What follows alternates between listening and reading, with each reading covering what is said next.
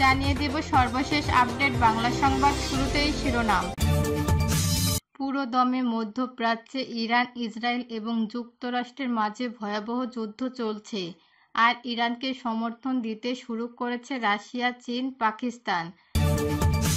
শুরু হয়ে গেছে তৃতীয় বিশ্বযুদ্ধ।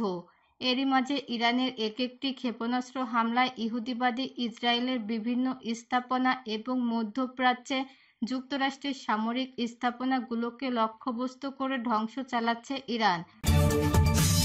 আর এরই মাঝে আমাদের হাতে এসে পৌঁছেছে এই যুদ্ধের সর্বশেষ গুরুত্বপূর্ণ সবথেকে আপডেট সংবাদ।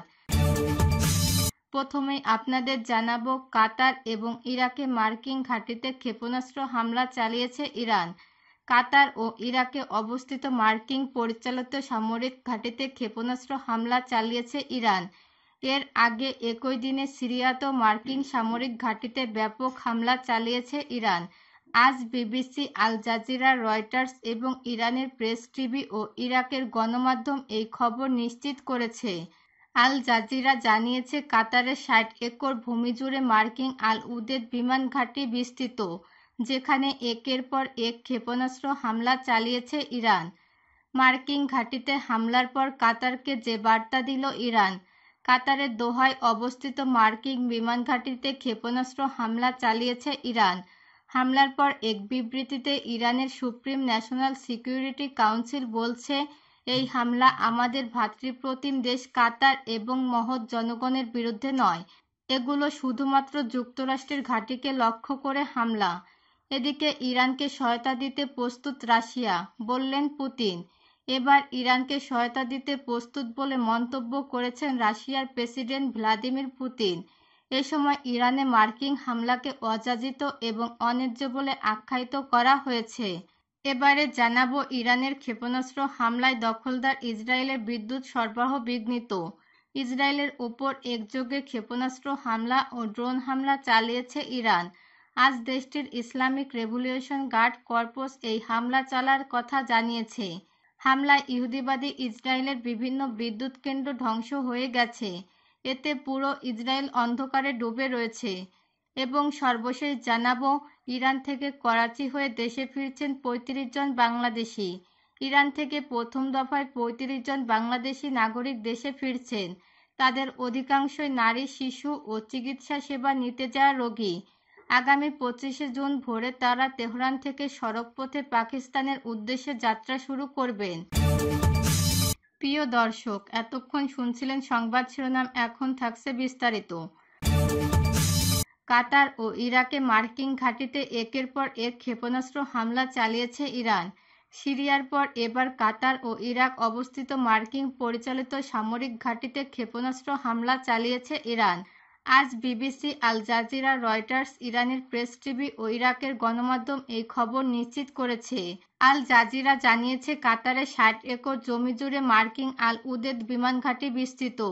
রাজধানী দোহার দক্ষিণ পশ্চিমে এটি অবস্থিত। এটি মার্কিন কেন্দ্রীয় কমান্ডার ফোর্ডওয়ার্ড সদর দপ্তর।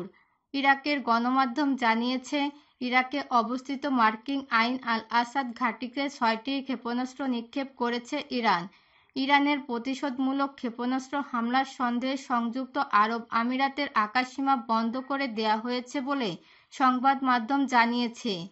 এর আগে রোববার ভোরে যুক্তরাষ্ট্র B-2 স্টিল বোমারু বিমান দিয়ে ইরানের ৩টি পারমাণবিক স্থাপনায় হামলা চালায়। হামলার পর মার্কিন প্রেসিডেন্ট ডোনাল্ড ট্রাম্প ঘোষণা করেন, মার্কিন বিমানবাহী ইরানের ৩টি পারমাণবিক স্থাপনায় সফল আক্রমণ চালিয়েছে। ইরানের গণমাধ্যম জানিয়েছে, গত ১৩ জুন রাতে ইসরায়েল ইরানের মাটিতে অগ্রাসন শুরু করে। লক্ষ্যবস্তু হামলায় ইরানের শীর্ষ সামরিক কর্মকর্তাদের হত্যা করা হয়।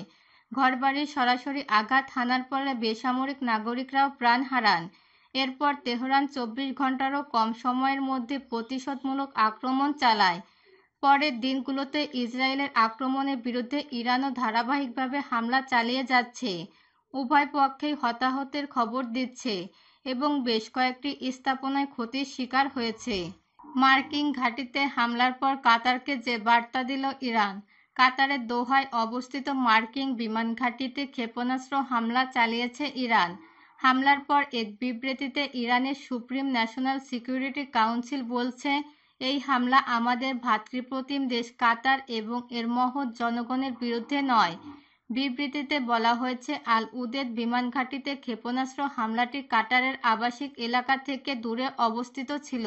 এটি সুনির্দিষ্টভাবে মার্কিন অবস্থানে চালানো হয়েছে।